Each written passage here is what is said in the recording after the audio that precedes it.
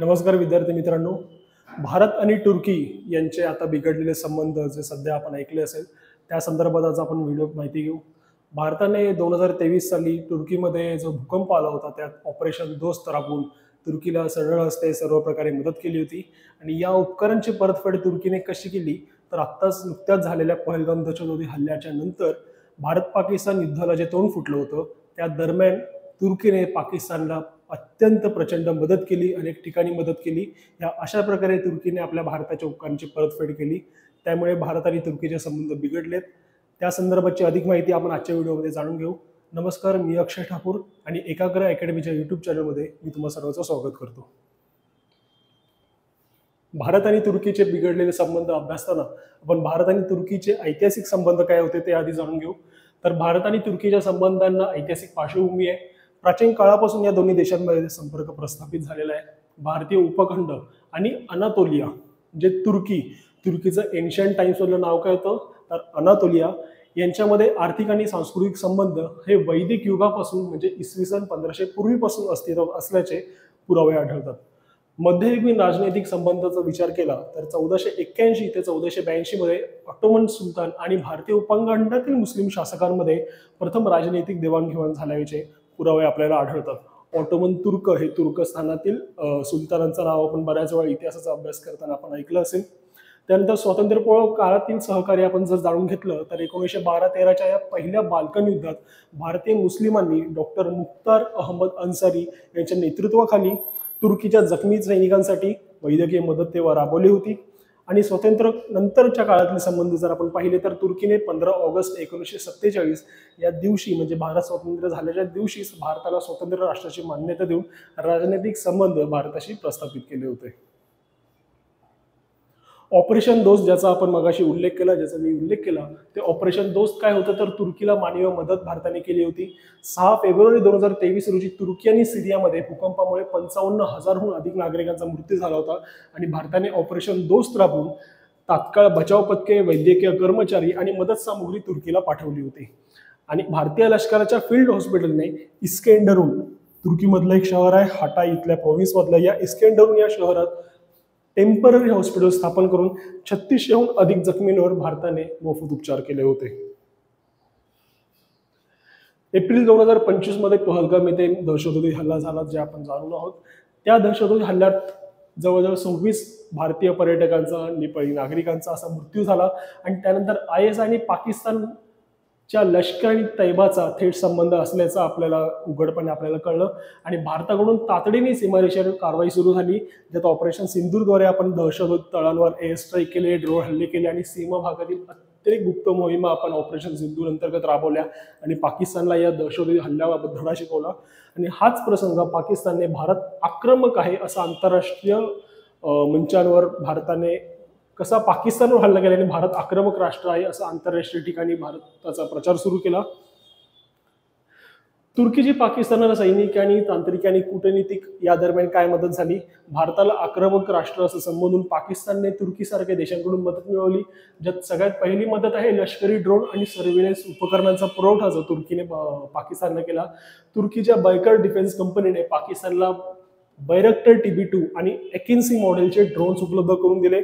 या ड्रोनचा वापर LOC वर भारतीय हालचालींवर लक्ष ठेवण्यासाठी आणि काही भागात प्रतिहल्ल्यासाठी करण्यात आला. तुर्कीने ड्रोन ऑपरेशनसाठी तांत्रिक प्रशिक्षक आणि सॉफ्टवेअर सल्लागारही पाकिस्तानला दिले असं भारताच्या गुप्तचर अहवालात भारताकडे स्पष्ट झाले. लक्षात घ्या, जेव्हा भारत पाकिस्तानच्या दरम्यानच्या युद्धाला तोंड फुटलं होतं तेव्हा सुद्धा काही बातम्या आपण ऐकलं असेल की पाकिस्तानात काही प्रवासी विमानं उतरली आहेत. या तणावाच्या काळात प्रवासी वाहतूक बंद असताना जेव्हा प्रवासी विमान आलं आणि ते तुर्कीचं होतं तेव्हाच भारताच्या गुप्तचर अहवालात हे स्पष्ट झालं होतं की जे तुर्कीचं विमान पाकिस्तानमध्ये उतरलंय त्यात तुर्कीचे ड्रोन्स आले होते आणि हेच ते ड्रोन्स आणि ही सगळी डिफेन्स सिस्टीम तुर्कीने पाकिस्तानला वापरायला दिली होती. त्यानंतर आहे सॅटेलाइट इंटेलिजन्स आणि रिअल टाइम डेटा शेअरिंग जी पाकिस्तानसोबत तुर्कीने राबवली. तुर्कीने आपली गोकटुर्क सिरीजचे सॅटेलाइट इमेजिंग डेटा पाकिस्तानसोबत शेअर केला.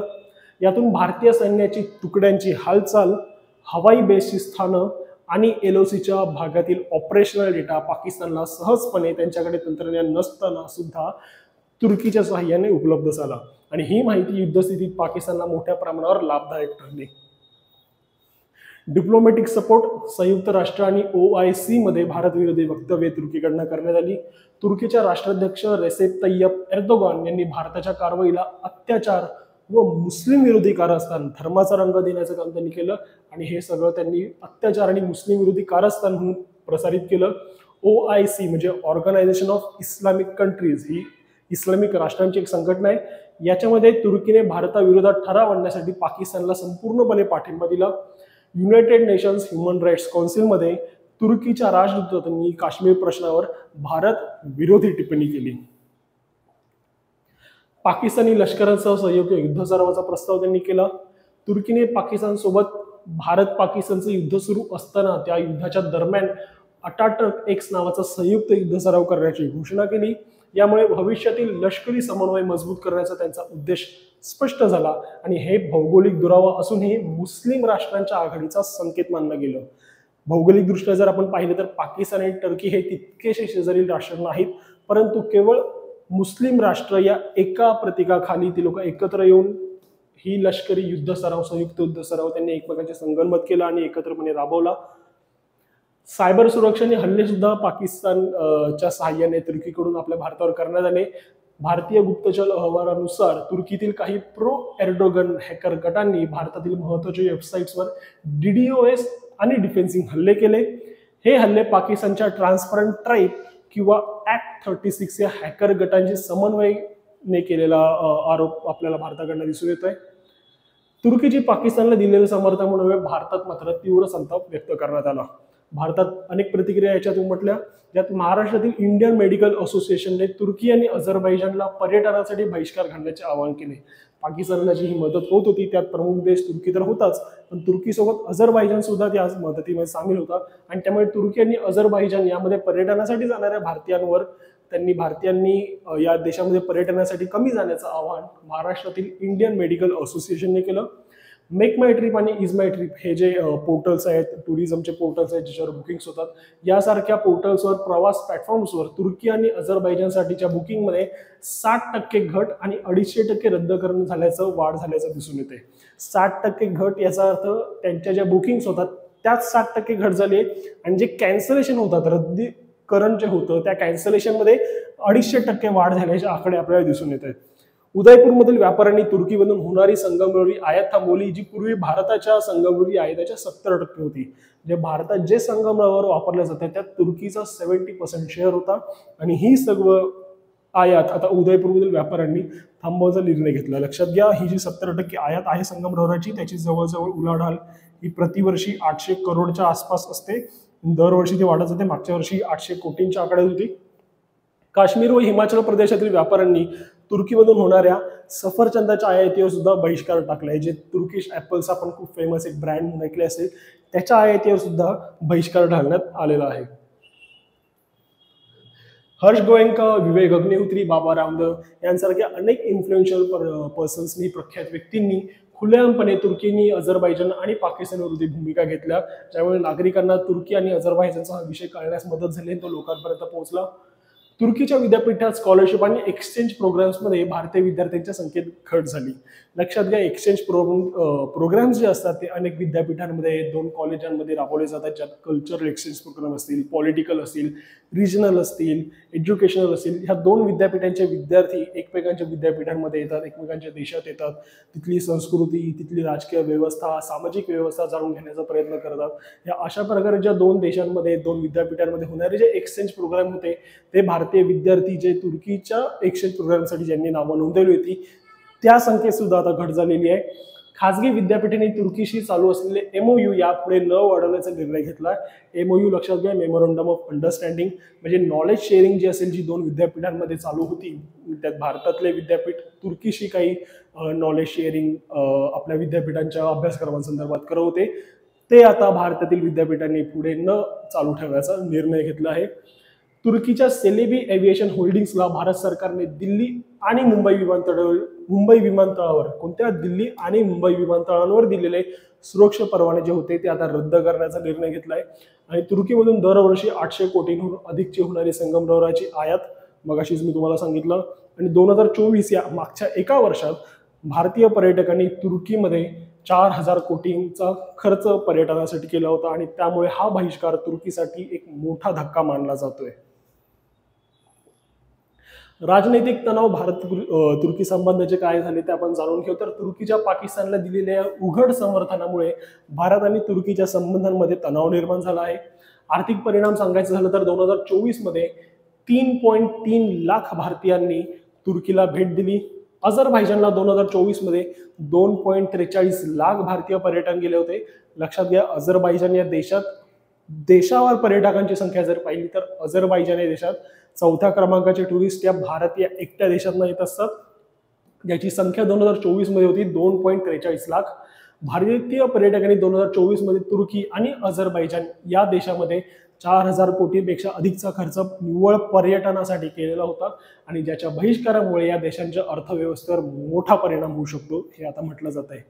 भूराजकीय पुनर्रचना सांगायची झाली तर भारताने तुर्की आणि अझरबैजान सारख्या देशांवर असणारं आपलं अवलंबित्व कमी करून इतर क्षेत्रीय भागीदारांशी संबंध मजबूत करण्याचा विचार केला आहे. अझरबैजानच्या ऐवजी आता शेजारील राष्ट्र ग्रीस असेल, इतर काही राज्य त्या बाजूचे राष्ट्र असतील जी पर्यटनासारखी तितकीच चांगली आहेत, त्या इतर देशांशी आता पर्यटनासाठी संगनमत करण्याचा निर्णय आता भारताच्या इतर टुरिझम कंपन्यांनी घेतलाय. भारत तुर्की संबंधांवरील परिणाम सांगायचा झाला तर तुर्कीच्या टुरिझम डिपार्टमेंटने एक ट्विट केलंय ज्यामध्ये त्यांनी भारतीयांना असं आवाहन केलंय की तुम्ही तुमचे प्लॅन्स पुढे ढकलू नका. तुर्कीमध्ये आम्ही तुमचं स्वागत करतो. तुर्की अतिशय सेफ आहे. आम्ही तुमचं इथे स्वागत करायला तयार आहोत. पण लक्षात ठेवा, तुमची सर्व्हिस किंवा तुमची सेफ्टी हा विषय आम्ही तुर्कीविषयी प्रश्न उपस्थितच करत नाही. तर आम्ही तुमच्याकडे पर्यटनासाठी येणार, सगळं हस्ते पैसे खर्च करणार, 800,000 कोटींची आयात करणार, 4,000 कोटींचा पर्यटनावर खर्च करणार आणि त्याच पैशातून तुम्ही भारताच्या शत्रू राष्ट्राला थेटपणे दहशतवादासाठी मदत करणार. ही गोष्ट भारतीयांना अजिबात पसंती पडणारी नाही आणि त्यामुळे सर्व भारतीयांनी तुर्कीच्या पर्यटन आणि इतर आयातींवर बहिष्कार टाकण्याचा हा निर्णय घेतलाय. पंतप्रधान नरेंद्र मोदी नुकत्याच आपल्या एका भाषणात सुद्धा म्हणाले होते की पाणी आणि रक्त एकत्र वाहू शकत नाही. तर भारतीय लोकांनी मग तुर्कीला सांगितलं की टेररिझम आणि टुरिझम एकत्र नांदू शकत नाही.